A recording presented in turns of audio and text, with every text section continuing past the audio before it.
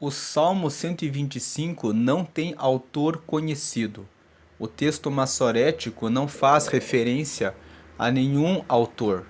E esse salmo, ele é conhecido na versão da Almeida Revista e Atualizada como A Segurança dos que Confiam em Deus.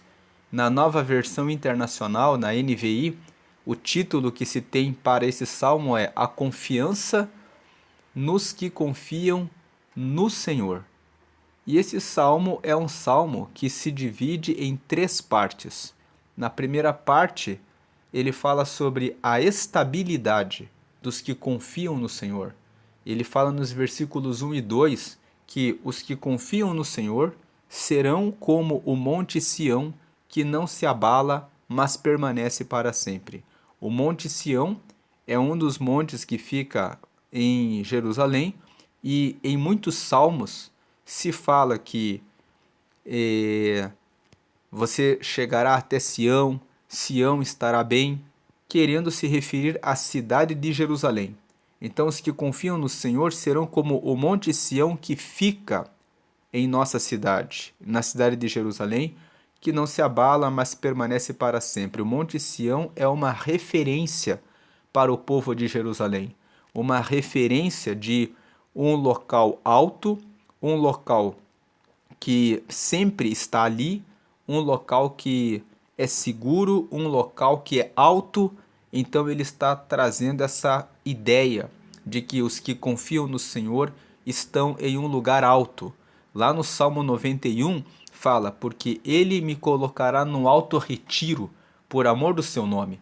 É um dos últimos versículos do Salmo 91, que o Senhor toma aqueles que confiam nele e coloca num alto retiro.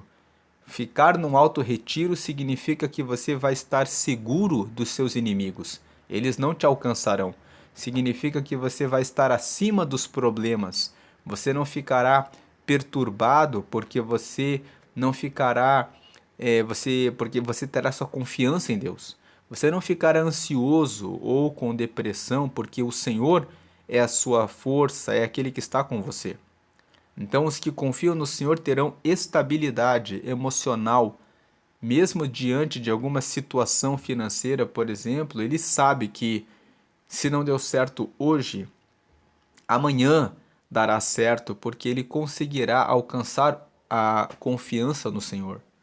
Então, os que confiam no Senhor serão como o monte Sião, que não se abala, mas permanece para sempre. Se estiverem passando por uma crise num casamento, sabem que conversando e mantendo a confiança no Senhor conseguirão resgatar o seu casamento. Então, os que confiam no Senhor serão como o monte Sião, que não se abala, mas permanece para sempre. Verso 2: Como estão os montes à roda de Jerusalém? Jerusalém é uma cidade montanhosa. Jerusalém é uma cidade que tem muitas montanhas. Então, por isso que o salmista fala isso, que como estão os montes à roda de Jerusalém, assim o Senhor está em volta do seu povo desde agora e para sempre. Então, veja que ele repete a ideia de que permanece para sempre. No versículo 1, na parte final, ele fala: os que confiam no Senhor serão como o monte Sião, que não se abala, mas permanece para sempre. No versículo 2, ele faz uma outra comparação. Assim como Jerusalém está rodeada de montes à volta, assim o Senhor está em volta do seu povo desde agora e para sempre. Quando ele fala desde agora e para sempre, ele fala: ele está conosco e ele permanece, ele estará conosco para sempre. Então essa é a primeira ideia, o primeiro ponto da estrutura do Salmo 125. Aqueles que confiam no Senhor recebem estabilidade, e é uma estabilidade que permanece, é uma estabilidade perene. Não importa qual é o problema que você está passando nesse momento, esse problema com certeza passará, e o que você vai alcançar para a sua alegria é o resultado favorável, porque o Senhor está com você. Essa é a confiança de quem confia no Senhor. E são duas confianças. Assim como o Monte Sião é alto e permanece para sempre, não se abala, você não se abala. mas ele fala também de uma segunda confiança. Jerusalém está rodeada de montanhas. E o Senhor está dizendo, ele está à sua volta. Como diz o Salmo 34, no versículo 7. O anjo do Senhor acampa-se ao redor dos que o temem e os livra. O anjo do Senhor é uma referência à pessoa de Jesus. Em várias passagens no livro de Gênesis fala que o anjo do Senhor apareceu a Abraão. Sempre que aparecia o anjo do Senhor, nós notamos que ele vem com uma característica de Deus. E muitos teólogos dizem que o anjo do Senhor significa a presença de Jesus no Antigo Testamento. Então, quando o Salmo 34, verso 7 fala o anjo do Senhor acampa-se ao redor dos que o temem e os livra, ele está falando que o próprio Senhor, o próprio Deus, é aquele que te livra. Agora, a segunda parte é o versículo 3. Ele fala que a justiça divina traz a proteção. Versículo 3: Porque o cetro da impiedade não permanecerá sobre a sorte dos justos, para que o justo não estenda as mãos em iniquidade. Deus sabe que se permitir que o justo seja oprimido demais pelo seu inimigo, é possível que o justo fique com tanta mágoa, com tanta raiva, seja tão ferido, que ele acabe decidindo realizar a justiça com as próprias mãos.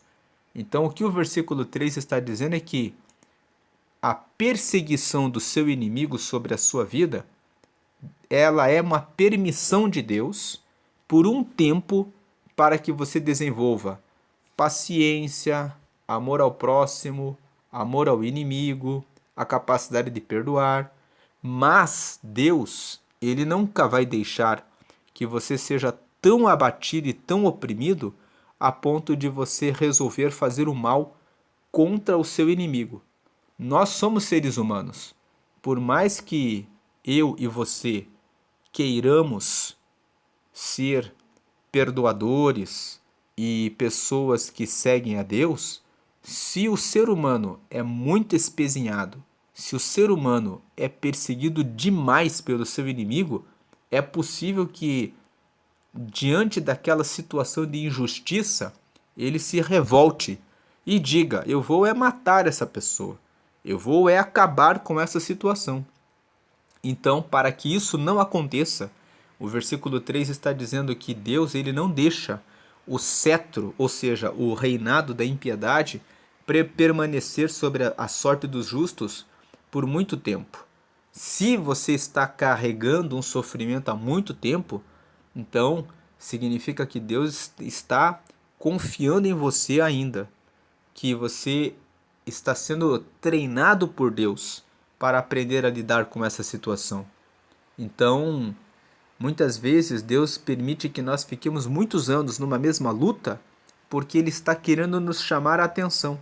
Se uma pessoa fica o tempo todo tirando você do sério, Deus está testando a sua paciência.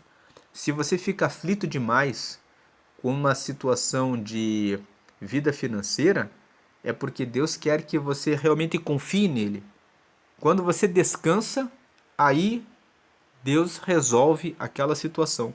Quando Ele quer que você confie nele, quando você simplesmente confia, Deus olha e fala: aprendeu a confiar em mim. Agora que aprendeu a confiar em mim, a descansar, não ficar ansioso, não ficar ansiosa por causa desse problema, então agora eu posso dar a resposta, porque ela aprendeu a confiar em mim. Então o cetro da impiedade não permanecerá para sempre. O que é que permanecerá para sempre conosco?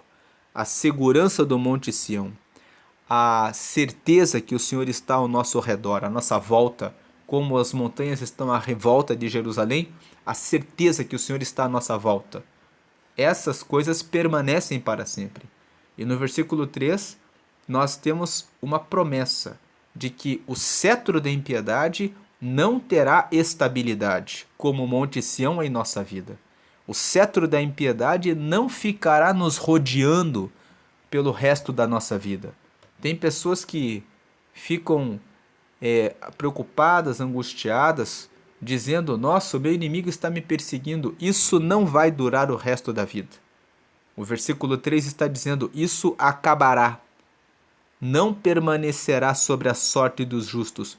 O cetro da impiedade não permanecerá sobre a sorte dos justos, sobre a sua cabeça, sobre a sua vida, sobre o seu trabalho, sobre o seu casamento. Não vai permanecer o mal, para que o justo não estenda as mãos à iniquidade. Essa é a segunda parte. O Senhor derrama sua proteção e a sua justiça virá em favor do justo. E a última parte é o versículo, são os versículos 4 e 5, em que o salmista que escreveu esse Salmo 125 faz uma oração pedindo a Deus a proteção aos justos. Faze bem, ó Senhor, aos bons e aos que são retos de coração. Verso 5: quanto àqueles que se desviam para os seus caminhos tortuosos, levá-los ao Senhor, com os que praticam a maldade. Paz haverá sobre Israel. Então aqui, na última parte, ele faz uma oração pelos justos, é o versículo 4, e ele faz uma advertência aos malfeitores. Quanto àqueles que se desviam para os seus caminhos tortuosos, levá-los ao Senhor com os que praticam a maldade. Ou seja, você será carregado para o inferno. Os que praticam a maldade vão para o inferno. O inferno é o lugar que foi preparado para aqueles que não fazem parte do grupo de Deus. E nunca pense que o inferno é um lugar para onde Deus manda as pessoas porque ele é cruel. Quem vai para o inferno é a própria pessoa que resolve ir para o inferno. Deus, ele manifesta amor, ele enviou seu filho para morrer por todos e todos os dias ele convida as pessoas a entrarem no reino de Deus. E algumas pessoas aceitam e outras pessoas falam: não, eu não quero o reino de Deus, eu quero o inferno mesmo. Então, essas pessoas que praticam a maldade, aqueles que se desviam dos seus caminhos para os caminhos tortuosos, o Senhor os levará, né, com os que praticam a maldade. Ou seja, não é que o Senhor leva a pessoa. O Senhor, ele levará essa pessoa com os que praticam a maldade. Ou em outras palavras, é Deus que leva as pessoas, é Deus que é o dono da vida. Quando ele resolve chamar o fôlego de vida que é dele para ele mesmo, a pessoa vai. Então o Senhor levará com os que praticam a maldade, não significa que Deus vai carregar a pessoa e vai lançá-la no inferno. Significa que o fôlego de vida vai ser retomado no tempo devido, como é tomado de todos nós. E a pessoa será contada com os que praticam a maldade, porque ela não quis entrar pela porta da salvação. Os temas principais desses salmos são a confiança no Senhor, ter a confiança de que permanece para sempre, a justiça divina, o cetro da impiedade não permanecerá sobre a sorte dos justos, para que o justo não lance mão, né, para a iniquidade. E existe uma oração e intercessão. Versículo 4: faze o bem, ó Senhor, para os bons e para os que são retos de coração. Ele ora para os bons e para os retos de coração. E por último, uma advertência em relação aos que praticam o mal. Fiquem atentos. E pede: paz haverá sobre Israel, paz sobre toda a nação. A aplicação prática desse salmo: se você acordou hoje desesperado, angustiado, aflita em relação a algum problema que você não consegue resolver, coloque nas mãos de Deus, tenha sua confiança em Deus. Diga: Senhor, o Senhor é inabalável, como o Monte Sião. O Senhor nos rodeia como as montanhas rodeiam Jerusalém. Então, o Senhor sabe do que eu estou passando. Eu peço que o Senhor agora me dê uma solução. Eu peço que o Senhor agora me dê uma visão que eu possa enxergar como resolver essa situação, se eu posso resolver, se depende de eu fazer alguma coisa. Eu quero que o Senhor fortaleça os meus braços, as minhas pernas, as minhas mãos, para que eu faça o que eu preciso realizar, mas que o Senhor esteja na frente. Então, a primeira aplicação prática: tenha confiança em Deus. Confiança em Deus significa que você espera o melhor, que o melhor será derramado sobre a sua vida, porque é o Senhor que está na sua frente. A segunda aplicação prática para a nossa vida Evite praticar a corrupção, ou seja, praticar o mal. Não persiga outras pessoas de maneira injusta. Porque Deus, ele protege o seu povo.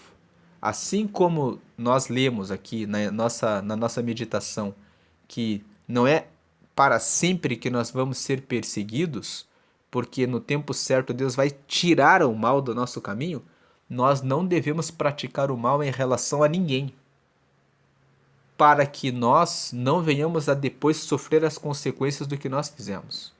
Vamos manter a nossa integridade com Deus. A terceira aplicação prática, ele fala no versículo 4: Faze bem, Senhor, aos bons e aos retos de coração.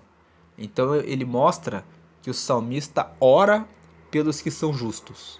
Ore pelos seus irmãos, ore por aqueles que fazem parte da sua igreja local, ore por aqueles que andam de maneira correta para que Deus os sustente, para que eles continuem andando no caminho reto.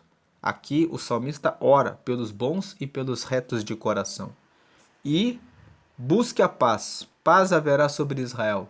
Então trabalhe pela paz, primeiro pela sua paz interior, para você mesmo, para você mesma conseguir ter paz interior. Depois trabalhe para que exista paz à sua volta, uma paz coletiva, sabendo que com a paz você está colaborando com a presença de Deus sobre a terra. Essa é a meditação do Salmo 125. O Salmo 125 é um salmo que faz parte do Cântico dos Degraus, e que também são conhecidos como cânticos de peregrinação ou como cânticos de romagem, porque o povo de Israel se reúne para subir até Jerusalém. Jerusalém fica numa região montanhosa e as pessoas se reúnem para as festividades da Páscoa, do Pentecostes e da Festa dos Tabernáculos anualmente. E quando essas festas ocorrem, o povo todo de Israel sobe para Jerusalém. E quando eles vão subindo para Jerusalém, eles cantam o Salmo 120 até o Salmo 134. Por isso, esse grupo de salmos é conhecido como Cântico dos Degraus, como Cântico da Peregrinação, como Cânticos de Romagem. E são chamados de Cântico dos Degraus porque ir a Jerusalém é literalmente uma subida. Então eles Cântico dos Degraus, como quem está subindo para chegar até Jerusalém. Além disso, o Salmo 120 até o Salmo 134 fazem parte do livro 5 de Salmos. O livro de Salmos, que no hebraico é chamado de Tehillim, se escreve T-E-H-I-L-I-M, significa louvores. Mas os salmos não têm só louvores. Existem vários tipos de salmos. Existem salmos imprecatórios, que são aqueles salmos que pedem a destruição do inimigo, que muitos dizem que nós podemos orar pela destruição do nosso inimigo, mas na verdade, aquelas orações que pedem pela destruição do inimigo são manifestações de sinceridade a Deus. São os salmistas orando e dizendo: a vontade que eu tenho na verdade é de ver o meu inimigo na pior. Mas o texto da Bíblia tem que ser lido pela Bíblia inteira.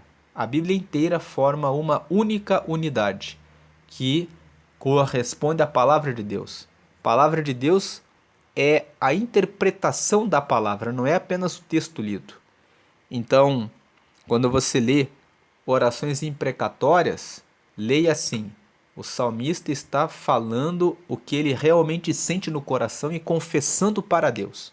E ele está fazendo essa oração para deixar essa situação do inimigo para que Deus resolva.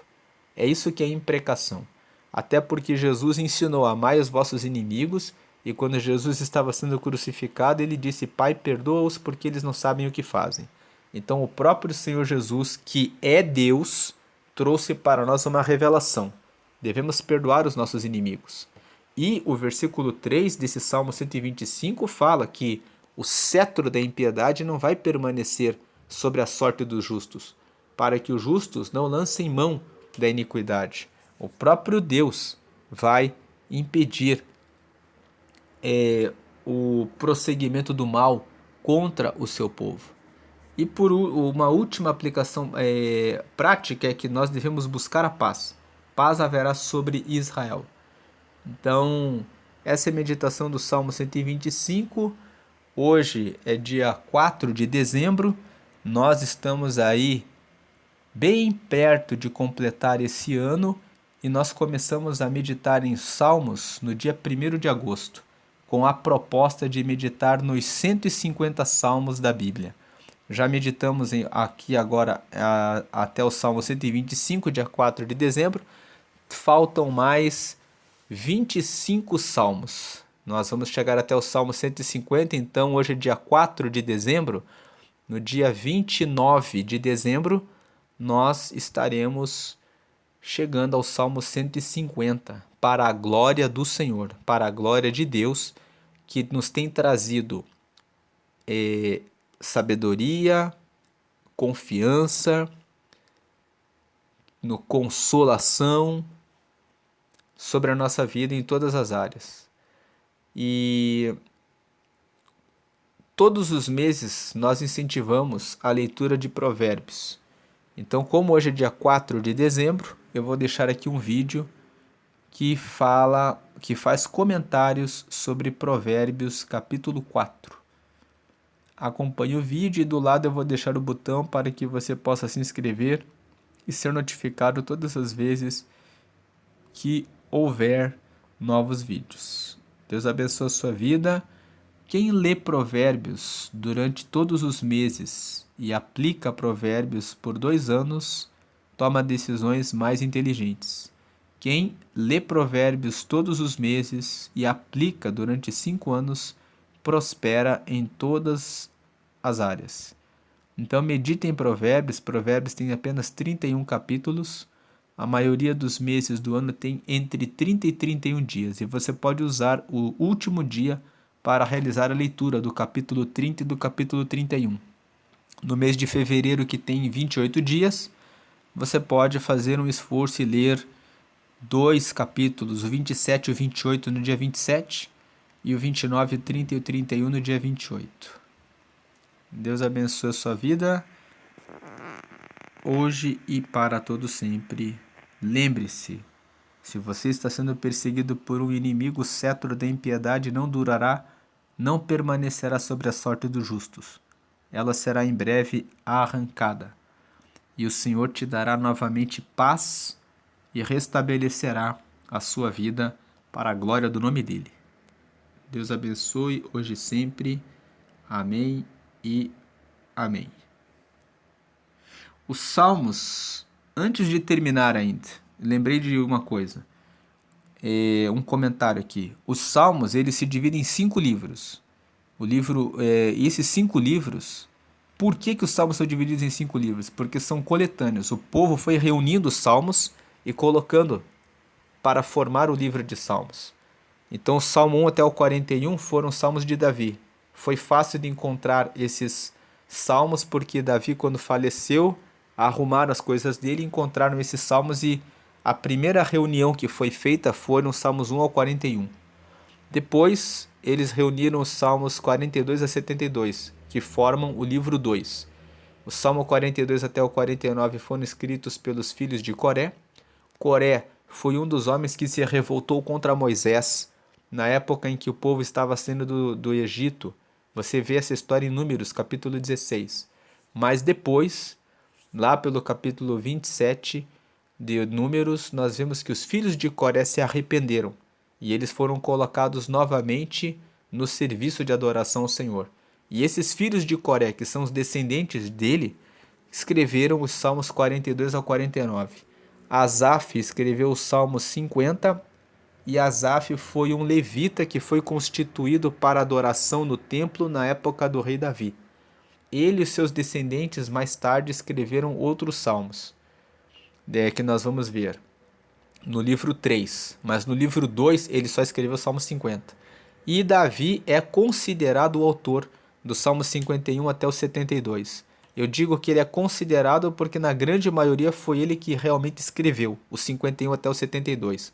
Mas tem 4 salmos que tem o 66, o 67 e o 71 que não se tem certeza que foi ele que escreveu.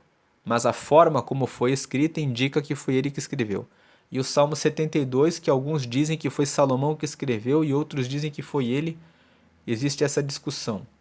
Mas, lendo o último versículo do Salmo 72, se entende que foi ele que escreveu, porque está escrito assim: findam-se aqui os salmos de Davi. E o Salmo 72 é um salmo em que se pede a prosperidade do rei. É como se estivesse pedindo a prosperidade de um rei que está por vir. Então, nesse caso, seria Davi orando pelo reinado do seu filho Salomão. Mas outros dizem que Davi escreveu o Salmo 72 para ele mesmo, dizendo assim: que o Senhor reine com esse reinado que eu estou aqui, e que a minha descendência, porque Davi, é certo que ele sabia que um dia ele morreria, mas o Salmo 72 seria uma oração pela sua dinastia. É como se ele dissesse: os meus descendentes, por toda a eternidade, estão representam a mim mesmo. Então que o trono do rei seja exaltado, ou seja, que a dinastia da minha família, os próximos que virão no futuro, que sejam honrados. Alguns dizem até que o Salmo 72, quando Davi ora o Salmo 72, ele tem um aspecto messiânico. Ele está falando que o seu descendente, Jesus, quando você lê Mateus capítulo 1, você vê que José era da linhagem de Davi, e embora José não seja o pai biológico de Jesus, porque Jesus foi concebido do Espírito Santo, é fato que foi ele que assumiu a paternidade de Jesus. Então, no aspecto terreno, Jesus, por ser, vamos dizer assim, adotado por José aqui na terra, ele acaba sendo da linhagem de Davi. E depois nós temos o livro 3, que vai do Salmo 73 até o Salmo 89. Nesse livro 3, praticamente foi Asaf e seus descendentes que escreveram todos os salmos, porque do 73 até o 89, Asaf escreveu do 73 ao 82. O 83 é de autoria desconhecida. O 84, 85 e 87 foram escritos pelos filhos de Coré. O 86 foi escrito pelo rei Davi. Depois o 88 foi escrito por Emã e o 89 foi escrito por Etã. E os nomes desses dois homens, o Emã e o Etã, está registrado em 1 Crônicas capítulo 6, entre a relação dos levitas. Depois você tem o livro 4, que vai do Salmo 90 até o Salmo 106. E as características do livro 4 é que a grande maioria dos salmos, do 90 ao 106, são para adoração a Deus. Os salmos têm as letras como cantai ao Senhor, louvai ao Senhor, bendizei ao Senhor. O Salmo 103, que é da autoria de Davi, fala bendizei ao Senhor, por várias razões, por vários motivos. O Salmo 104 é de autoria desconhecida, mas ele também fala muito, bendizei ao Senhor, bendizei ao Senhor. Seria até possível cogitar que quem escreveu o Salmo 104 foi Davi, mas o texto original não fala que foi ele. Se não foi Davi que escreveu, foi alguém que viu o Salmo 103 e realizou e criou o Salmo 104 com o mesmo estilo. Depois você vê que no livro 4, a maior parte dos salmos é de autoria desconhecida. Nós só conhecemos Moisés, que escreveu o 90. O 91, alguns dizem que foi Moisés que escreveu e outros que foi Davi. O 95 não tem autoria conhecida, mas o autor de Hebreus, no capítulo 4, no versículo 7, cita um versículo do Salmo 95 e o atribui a Davi. Então alguns dizem que foi Davi que escreveu o Salmo 95, pela via indireta, pela leitura de Hebreus 4, versículo 7. Depois o Salmo 103 tem o autor que é o rei Davi. Todos os outros salmos do livro 4 são de autoria desconhecida e a grande maioria fala sobre louvar, cantar e bendizer ao Senhor, com exceção do 90, que fala sobre a brevidade da vida, o 91, que fala a respeito da segurança do Altíssimo, lembrando que o 90 fala que nós vivemos em média 70 anos, e quem vive até os 80 vive com cansaço e com enfado. Depois o 94 fala a respeito da vingança, que ela só pertence ao Senhor, e o 102 que fala a respeito de angústia. Todos os outros são de louvores. Depois nós entramos no livro 5, que vai do Salmo 107 ao Salmo 150. Já comentamos sobre o Cântico dos Degraus, e o que existe mais no livro 5 é que no livro 5 você tem o menor salmo da Bíblia, que é o 117, o meio da Bíblia, que é o salmo 118, e o salmo e o maior salmo, que é o 119. No livro 5 também você encontra uma sequência do salmo 113 até o salmo 118, que formam os salmos que fazem parte do Halel egípcio. Halel se escreve H-A-L-L-E-L. E o Halel egípcio corresponde aos salmos que são cantados quando o povo sobe na época da Páscoa para adorar em Jerusalém, porque são salmos que relembram que foi Deus que tirou o povo do Egito e não foram outros deuses. Muitos teólogos dizem que o Salmo 113 até o Salmo 118 passaram a ser cantados depois que o povo retornou do exílio babilônico. Nós sabemos que o povo de Israel, na época do profeta Jeremias, adorava muitos deuses. Deus usou o profeta Jeremias para condená-los nesse pecado e disse para eles que eles seriam levados como cativos para terras estranhas, onde eles poderiam ficar muito à vontade para adorar outros deuses. E ficariam como escravos. Eles ficaram como escravos durante 70 anos na Babilônia. Depois eles foram autorizados a retornar para Israel. Quando eles retornaram, eles começaram a se lembrar: foi Deus que nos tirou do Egito, não foram esses deuses. O que se esperava com esse cativeiro que durou 70 anos era que o povo de Israel se arrependesse e entendesse que só o Senhor é o que é Deus e só o Senhor é que os livrou do Egito. E eles relembram subindo nas comemorações da Páscoa e cantando o Salmo 113 ao 118, que são cânticos que falam a respeito da libertação do Egito. Por isso, salmos que fazem parte do Halel egípcio. E também nos Salmos, no livro 5, tem o Cântico dos Degraus. Então agora eu terminei de fazer as considerações sobre os 5 livros dos Salmos e você pode ter aí uma visão geral e a respeito desse livro que é tão glorioso porque vai trazendo imprecações que mostram a sinceridade nas orações. Tem orações como o Salmo 42, por que te perturbas em mim? Espere em Deus, eu ainda o louvarei. São salmos de lamentação, de tristeza, de quem precisa de consolo. Existem salmos de celebração, como a maioria dos salmos do livro 4, bendizei ao Senhor, cantai ao Senhor e louvai ao Senhor. Existem lamentações, como o Salmo 13, que Davi escreveu, até quando o Senhor se esquecerá de mim? E existem também revelações a respeito de quem é Deus, como por exemplo o Salmo 14, o Salmo 15, que fala como podemos morar no céu, o que temos que fazer para isso, que são salmos mais ligados à questão espiritual. Essa é a meditação de hoje. Agora sim eu vou deixar o vídeo sobre Provérbios 4, já que hoje é dia 4 de dezembro, e vou deixar ao lado um botão para que você possa se inscrever no canal. Deus abençoe a sua vida, hoje e para sempre. Amém e graças a Deus.